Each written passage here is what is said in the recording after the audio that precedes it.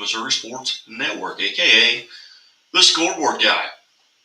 Well, it's Jamboree Week in high school fall sports, but we will begin with the Kansas City Chiefs. It's the preseason, so the final score, 24-23 home loss to the Detroit Lions, doesn't matter. The Chiefs didn't play long, and several of their significant players were missing with injuries. Meanwhile, the Lions starters didn't play at all. Still, there were a few moments during Saturday afternoon's game that we're going to remember. There were also a couple of players we hope to forget if they don't make the roster. Here are some of the Kansas City players who stood out before Detroit won on a last-second field goal. The punter, Matt Araiza, continued to boot kicks downfield, but his ability to aim directional kicks or apply the right amount of touch has been open to question. Well, he had 6 opportunities against the Lions, and he made the most of each one of them. The distance was still there, but his kicks had more hang time and was able to pin the Lions at or at least near the 10-yard line on 4 occasions.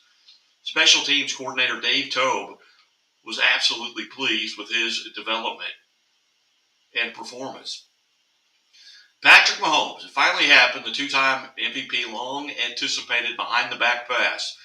Mahomes brought it out on a throw to tight end Travis Kelce to convert on a 3rd down, but his most memorable play of the preseason might not have even been Mahomes' best of the game. Well ahead of the season opener, the quarterback demonstrated he is dialed in. Wide receiver Xavier Worthy, the first-round pick, was an outstanding on Saturday, scoring his first NFL touchdown. Watching that play shows the ease with which this speedy rookie can run. He's not only fast, but he can accelerate, cut at full speed, and track the ball in the air. Worthy might single-handedly change this offense into one that we haven't seen since 2018. On the defensive side, defensive backs Jaden Hicks and Jamari Connor, each of these young players showed their versatility and the ability to be enforcers. They can combine for 11 tackles. Cornerbacks Kevin Joseph and Keith Taylor, 2 bubble players from that room, also stood out. Joseph had 6 tackles, including a big one on special teams. Taylor grabbed the game's only interception. Watch out for both of these as the preseason wraps up. As the Chiefs head into their final preseason game, defensive end Truman Jones, edge, is a position that many Chiefs fans find worrisome.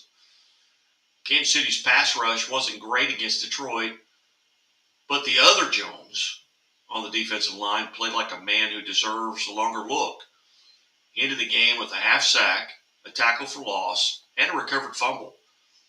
Wide receiver Cornell Powell, it wasn't just one play, but it was a pretty spectacular. It was just one play, but it was pretty spectacular. A forgotten man in the Chiefs' crowded wide receiver room, Powell snatched a contested pass out of the air before breaking multiple tackles during a 64-yard touchdown run. Well, on the other end, Kadarius Toney, his troubles just continue. On his very first snap of the preseason, Toney committed 2 penalties: illegal formation and holding.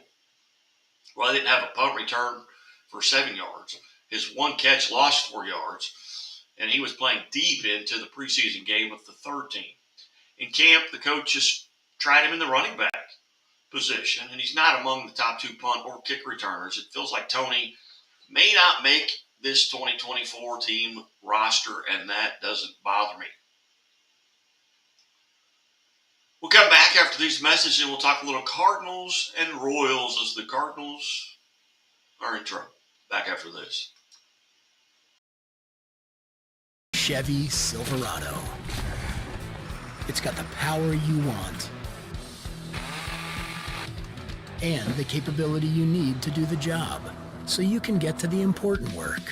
Find new moments, find new roads. Get a $500 cash allowance on all 2022 Silverado pickups with a 2.7-liter turbo engine. Plus, unlock your code to claim $500 Chevy CyberCash. Visit ChevyCyberCash.com today. Imagine a bank that goes where you go.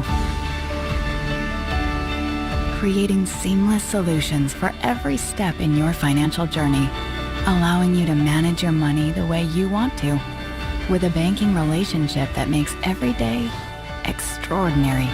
Imagine a world full of possibilities, always within reach. Central Bank. We do banking better. The innocence of youth. Is there anything any better? But soon they'll be in high school and facing all the same challenges you faced. How to make friends, how to fit in, how to be cool. We want our children to have everything they'll need to live fulfilling and productive lives. Make sure the kids in your family are among the more than 290,000 participants here in Missouri who take part in high school sports or activities.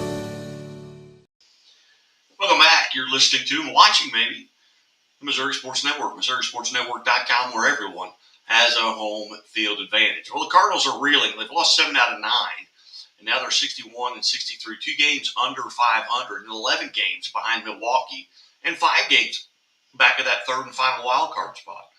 Andrew Palante was maybe the only bright spot over the weekend, going 7 innings versus the Dodgers and giving up 2 earned runs in that 5-2 win.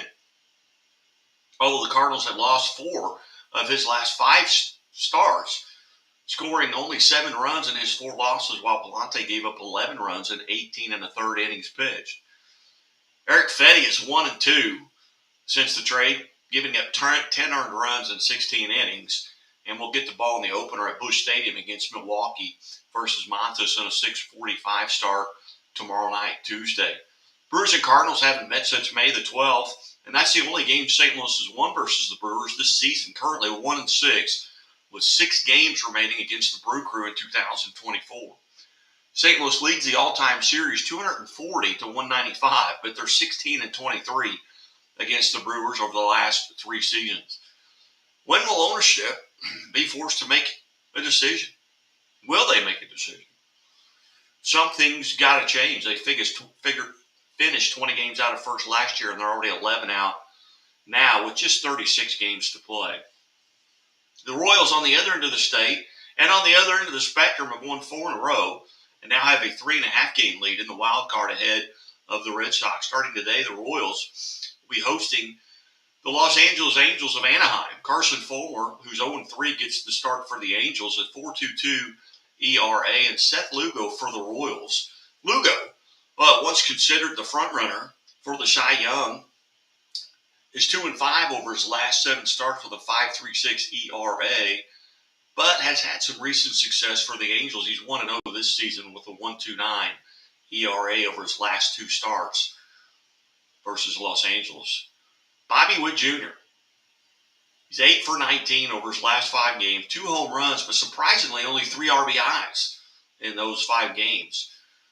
While the trade deadline moves continue to produce, as Paul DeJong is hitting .294, and reliever Lucas Erceg has yet to give up a run or even a walk and struck out 12 in 9 1/3 innings since the deadline. At the high school level, as we mentioned, this is Jamboree Week for all sports, as many of the schools are starting back to school this week, and the Missouri Sports Network wants to remind everyone, hey, please be alert on the roadways. So there will be many more young people on the roads. Please stop at all school bus stops in both directions. After all, it's a state law. Football, volleyball, softball, soccer jamborees are this week, so let's get out there and support these high school athletes. Later this week, we'll be posting some jamboree dates, locations, and participants as they become available to us. We'll also be updating the conference changes and posting Where Are They Now Wednesday with Playing on Sports Kent Mueller. And I need you to do us a favor. Head over to the Missouri Sports Network on Facebook and give us a like. And subscribe to our YouTube channel, Missouri Sports Network. And now, a little Great Southern Bank on this day in history. In 1948, the New York Herald is the first major Eastern newspaper to report the discovery of gold in California. On this date in 1911, New York giant Christy Mathewson loses after beating the Reds 22 consecutive times. And in 1921, Detroit Tigers' Ty Cobb becomes the 4th player to collect 3,000 hits versus the Boston Red Sox, and he is the youngest ever to do it.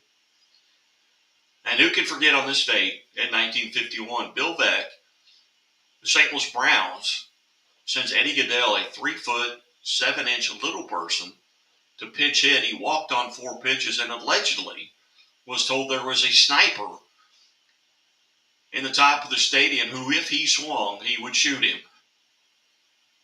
That's just a rumor. In 1965, Cincinnati Reds pitcher Jim Maloney throws his second no-hitter of the season in a 1-0 win over the Chicago Cubs. And on this date in 1980, Kansas City Royals' George Brett hitting streak ends at 30 games.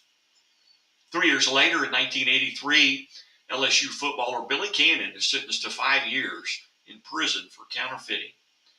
And just a year ago, in 2023, Philadelphia Phillies shortstop Trey Turner hits 2 solo home runs in the same inning in a 12-3 win over the Nationals in Washington.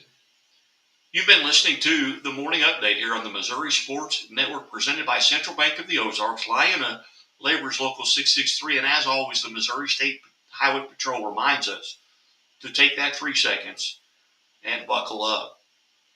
It's 3 seconds that could save your life. Be safe, be smart, and be here tomorrow.